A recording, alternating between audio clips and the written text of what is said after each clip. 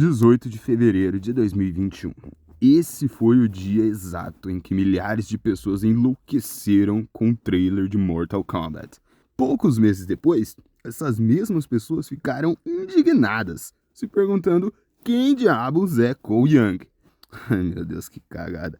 Hoje a gente vai relembrar e criticar um pouco Mortal Kombat de 2021, para já ir entrando no clima de Mortal Kombat 2. E aproveitar para especular qual rumo a franquia vai tomar. Eu sou o Pedro Pós-Créditos e se você é novo no canal, já deixa o like, se inscreva e compartilhe esse vídeo para aquele seu amigo ansioso para ver o Cole Young levando um Fatality. Fatality. Galera, eu não sou fã de carteirinha da franquia, daqueles que jogou 1, 2 e tudo mais, não. Meu primeiro contato com a saga foi graças àquele filme horroroso, cheio de defeitos especiais. Mas pra mim, quando eu era criança, aquilo lá era o supra-sumo, eu me diverti horrores com aquilo. Anos depois, daí eu fui ter meu primeiro contato com os games, graças ao Mortal Kombat 9. Aí sim eu perdi um tempinho da minha vida. E aí que eu quis saber mais da história e entendi a bagunça que era toda essa franquia, cheia de retcons e coisas que não faziam tanto sentido ali. Mas enfim, quando chegou a notícia de que um filme de Mortal Kombat estava sendo produzido, eu já fiquei animado e angustiado, pensando em como eles iriam contar aquela história toda. E pouco tempo antes do filme e do próprio trailer, tinha sido lançado Mortal Kombat Legends: A Vingança de Scorpion, que eu assisti e, galera, eu achei animal. A história vai focar no Scorpion, na origem do personagem, na morte do clã pelo Sub-Zero, enquanto que ele entra no torneio atrás de sua vingança. É bem simples e direto, não tem muito enfeite nem nada tipo na história. Ela adapta a história do primeiro jogo, porém ela faz algumas mudanças, mas acerta em cheio em trazer o Scorpion como grande protagonista. E conforme mais cenas e trailers eram mostrados, mais eu enxergava as semelhanças de ambas as obras. E pra mim ficou muito nítido que a animação ia ser a base principal pro filme, que me deixou bem animado, mas não foi bem isso, né? Eles até pegam bastante coisa da animação, principalmente o início e o final com a grande batalha sendo a do Scorpion, tanto que são as melhores coisas do filme, mas todo o resto eles jogam fora, adicionando elementos e um personagem que nunca esteve na franquia. Todo o início com o Scorpion e a família, mostrando um pouco da relação deles e depois o Sub-Zero chegando e destruindo tudo, em seguida matando o Hanzo, é idêntico à animação e é um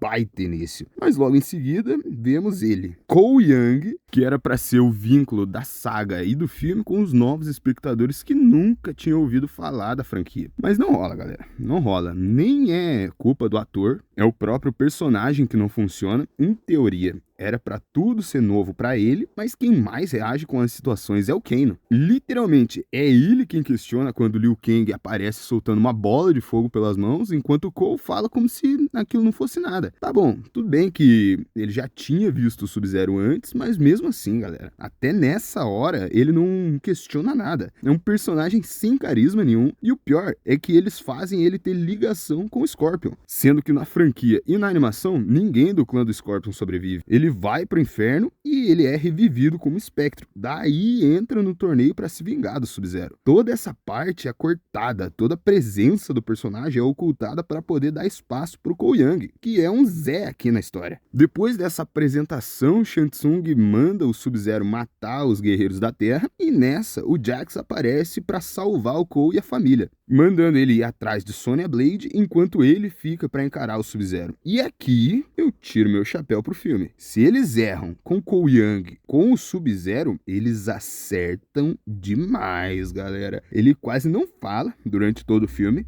mas sempre que ele aparece, ele gera uma imponência, ele farma muita aura e é um dos problemas que a animação tem, de não mostrar tanto dele assim. E aqui também rola uma diferença com o Jax. Enquanto na animação é o Goro quem arranca os braços dele no torneio, aqui é o Sub-Zero o responsável. Pena que foi em uma luta qualquer, mas ainda assim é uma baita cena, galera. O Cole encontra a Sonya e o Kano, daí vem a explicação de um elemento que o filme criou, que é a marca do dragão, e isso não faz sentido, galera. Na lógica do filme, tem pessoas que nascem com isso, mas caso essa pessoa morra, a marca ela passa pra quem matou ela. Tanto que o Jax e o Kano conseguem ela dessa forma. E é ridículo. É sem sentido, galera. No original, é o Raiden quem seleciona os guerreiros e que faz sentido, já que ele é um deus e vê o potencial das pessoas que ele vai selecionar. Aí aqui no filme eles usam isso e criam outro elemento que é o Arcana para explicar os poderes dos personagens e os dois são ridículos. E pior, eles deixam a Sonya sem a marca. Sonya Blade, que é uma das principais personagens da franquia, é tirada pra bosta no filme, sendo totalmente escanteada pelo Raiden. Mas vamos lá, voltando pra história, Shang Tsung ele manda o Reptile pra acabar com os campeões da Terra, rola uma cena legalzinha ali e a Sonya pede pro Kano levar eles ao templo do Raiden. Eles encontram Liu Kang no caminho, chegam no templo. E aqui tem outra cagada do filme, galera. Já que o Reptile não matou os guerreiros, Shang Tsung decide ir pessoalmente ao templo do Raiden matar os caras antes do torneio começar. E eles dizem ainda que é proibido trapacear no torneio e que todas as 9 vitórias que eles têm foi graças a uma trapaça. Agora me diz, Raiden, Deus protetor da Terra, como que em 9 vezes ele não percebeu a trapaça? E pior, como que os deuses não fizeram nada? Eu não sei, galera. É muito sem nexo. Isso, meu, é o filme. É isso o filme. Eles falando da porcaria do torneio e não tem torneio nenhum. Raiden monta uma barreira no templo para os caras treinar e liberar o arcana deles, enquanto a gente torce pro Scorpion aparecer logo. E é esse o resumo da história. Enquanto na animação, nesse ponto, já tava todo mundo já se matando. O treinamento continua, treino esse sem sentido, é simplesmente eles brigando e rezando para acontecer alguma coisa. O Kano desperta o arcana dele, o Raiden estompa o Cole Young e manda ele embora. O Kano daí ele trai a galera, começa o fight. E aqui vem outro BO, pra variar. Shang Tsung chama Nitara, Reiko, Kabal, só personagem qualquer coisa da franquia pra morrer. E trazem o Goro. Galera, o Goro é muito pica. É o único realmente foda e importante que tem ali. E eles colocam esse cara pra morrer pro Cole Young. Era muito melhor se eles tivessem colocado o Liu Kang e o Kung Lao contra o Goro. Aí imagina, pega a visão. Goro quase mata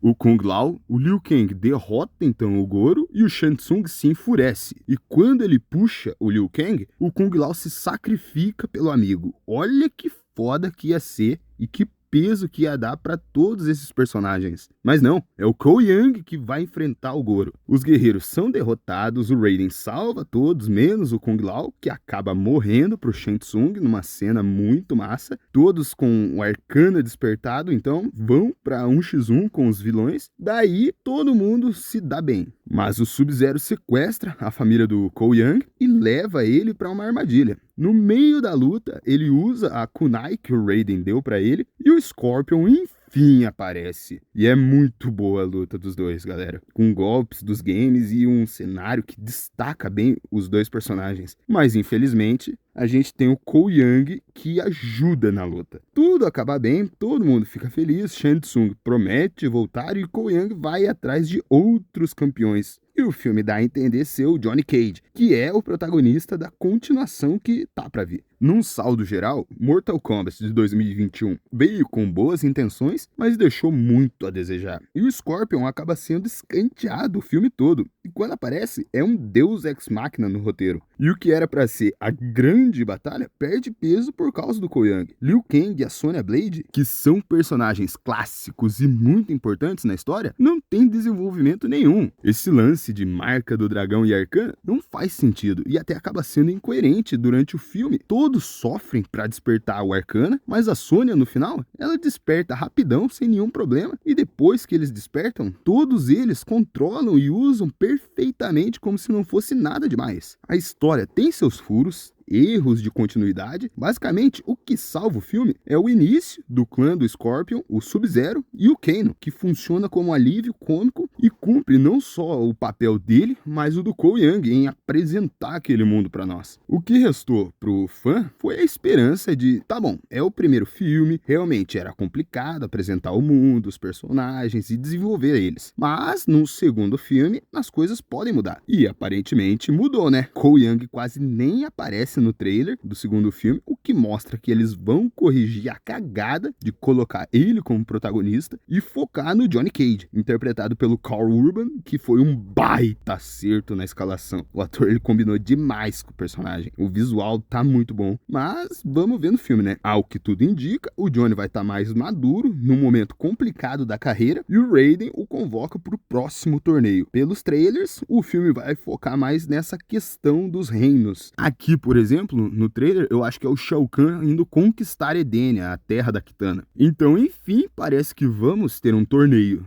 Personagens vão reviver, como o Kano, por exemplo, que eu mencionei que era uma das melhores coisas do primeiro filme. E aqui entra uma questão. No primeiro filme, a Sonya mata o Kano e fica com a marca do dragão e a arcana. Se o Kano revive, a marca volta pra ele? Eu acho que eles vão dar um retcon nessa história e só esquecer esse negócio de marca do dragão. Mas seguir esse esquema de arcana pra explicar os poderes, infelizmente. Quase como se fosse um Ki de Dragon Ball. Aproveitando que eu falei do Kano, a gente também já viu o Noob Saibot no filme, que pra quem não sabe é o Sub-Zero. Ele é ressuscitado, mas ele volta à vida desse jeito, agora se chamando Noob e com outros poderes. E já vimos também o Scorpion. E aqui entra a minha preocupação. Como eles vão encaixar o Scorpion nessa história? O Raiden vai recrutar ele?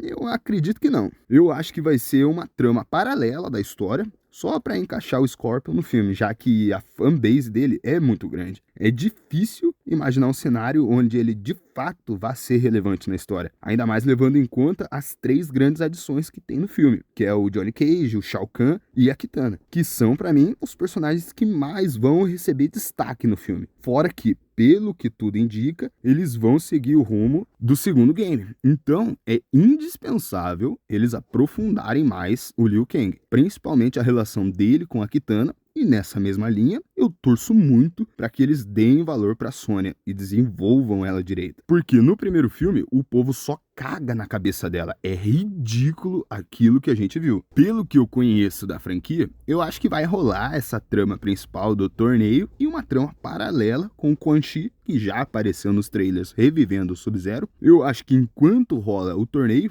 ele vai mandar o Noob atrás do amuleto de Shinnok, para já deixar tudo encaminhado para um possível filme 3, onde o Shinnok revive e se torna o grande vilão. É o único caminho plausível para mim de encaixar o Scorpion na história, mesmo que no filme possa parecer desconexo e episódico. Eles já têm 2 grandes vilões, que é o Shao Kahn e o Shang Tsung, para desenvolver, fora os mocinhos do filme. Então, dá muita ênfase no Quan Chi, Scorpion e o Noob, eu acho que vai embolar e prejudicar demais a história. Dessa vez, eles têm mais personagens marcantes da franquia, então eu espero que eles tenham coragem de matar quem tiver que morrer. Se eu tivesse que apostar, eu diria que a Kitana pode morrer. Se o que eu disse estiver correto, de aparecer realmente o Shao Kahn conquistando Edenia, a Sindel, mãe da Kitana, estaria sendo controlada pelo Shao Kahn. Guerreiros da Terra iriam para o torneio para tentar libertar Edenia. E como já vimos, a Kitana vai lutar com o Shao Kahn.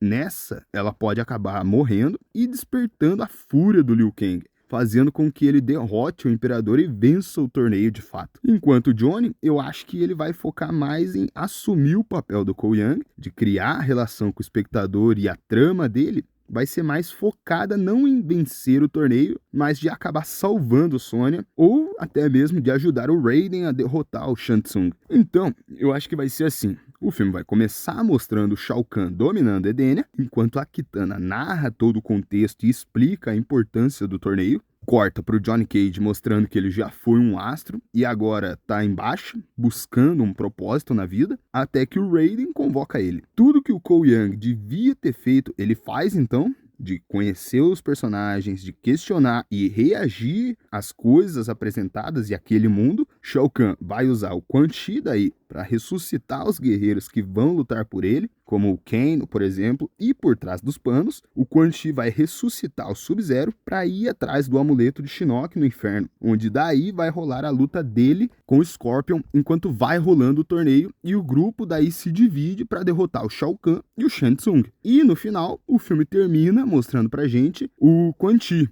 revivendo Shinnok enquanto ele promete dominar a Terra num possível terceiro filme. Posso estar errado? Demais!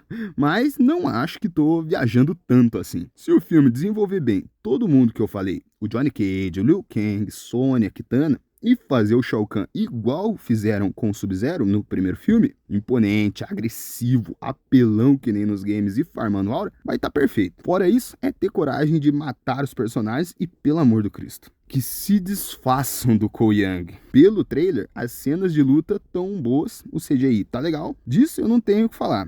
É só fazer o resto, que garanto que todos nós vamos ficar muito felizes com isso. Agora é só aguardar o lançamento para conferir. Bom, galera, esse foi o vídeo de hoje. Um vídeo diferente, né, no canal. Uma análise até atrasada do trailer de Mortal Kombat. Mas eu queria mais especular com vocês, né, o que pode estar acontecendo nesse segundo filme. E relembrar um pouco do primeiro, pra gente já saber o que esperar do segundo, né. Eu espero que eles corrijam tudo isso que não só eu, mas muita gente reclamou. E torço pelo melhor da franquia. Se você curtiu o vídeo, considere ver os 2 últimos aqui do canal. Eu agradeço demais a presença de todo mundo até aqui. Fiquem com Deus e isso é tudo.